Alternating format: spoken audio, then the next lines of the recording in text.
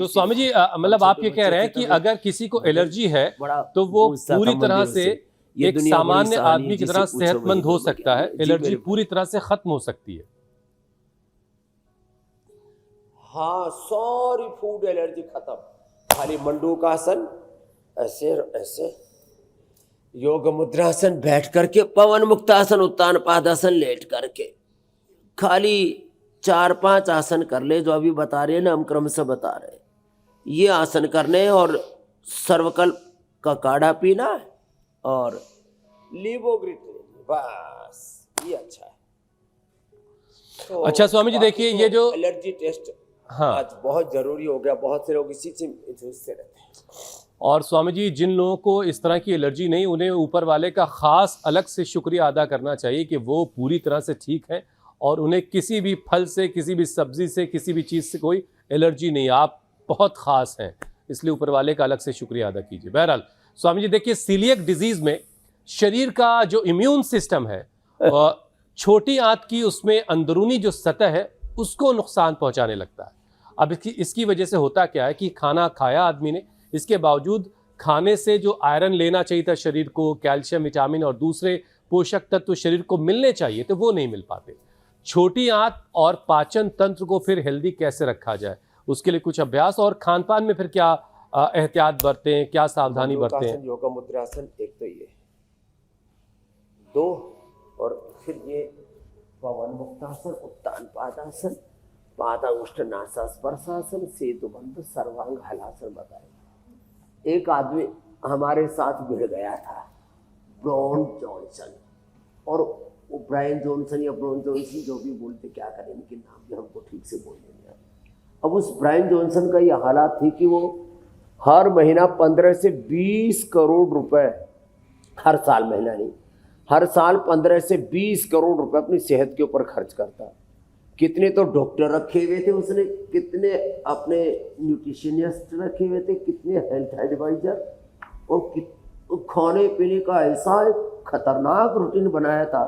इतने बज के इतने मिनट पर ये खाना, इतना खाना, इतनी मात्रा में नाप तोल करके। हाँ, बड़े लोगों के पास मैंने देखा नपी तुली चीज़ें आती है सब। तो ये सब करके भी अब वो हॉस्पिटलाइज है। अब खाने को वो नहीं खा रहा, खाना उसको खा रहा है। जैसे आपने बताया, उसके आंतों के जो अंदरूनी जो झिल्ली है, पेट के चारों तरफ का पूरा, और आंतों का जो पूरा ताना बाना है, वो ऐसे ही गड़बड़ हो गया।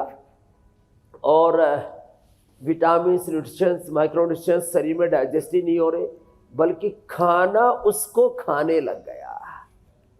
ये उल्टा हो जाता है, एक ये ऑटोइम्यून डिजीज की श्रेणी में आ जाता है, जब अपना ही शरीर अपना ही खाना अपने को खाने लग जाता है।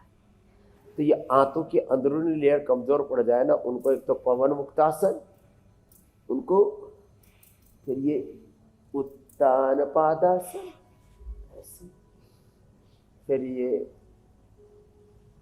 नौकासन, यदि हो जाए तो और अच्छा है।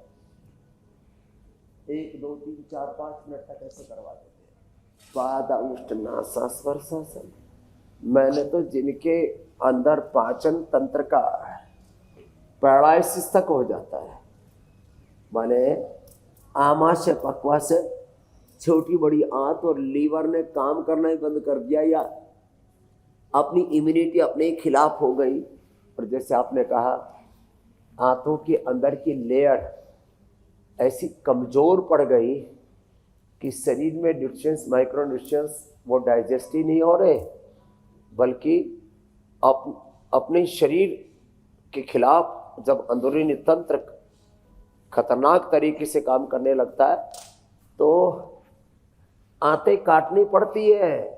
ये हालात बन जाती है। उस स्थिति से अपने आप को उभारने के लिए ये आसन, और आसान से इन आसनों के साथ साथ जिनसे बन पाए वो हलासन भी कर सकते हैं, और लीवोग्रिट, लीवामृत और अंकुरित शाक सब्जियां, ये बहुत जरूरी है। तो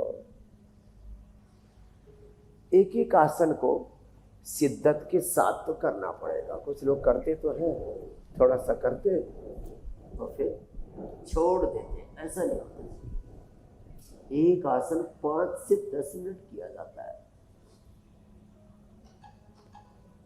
तब उसका पूरा प्रतिफल मिलता है। तो ये पाचन तंत्र का पूरा जो षड्यंत्र चल रहा था उससे तो सबको मुक्त कर दिया। मंडूकासन, योग मुद्रासन के साथ अर्धमत सिंद्रासन। स्वामी जी, अभी तो बहुत सारी चीजों से मुक्ति चाहिए लोगों को। 5 से 10 बार अभ्यासों का क्रम बता दिया।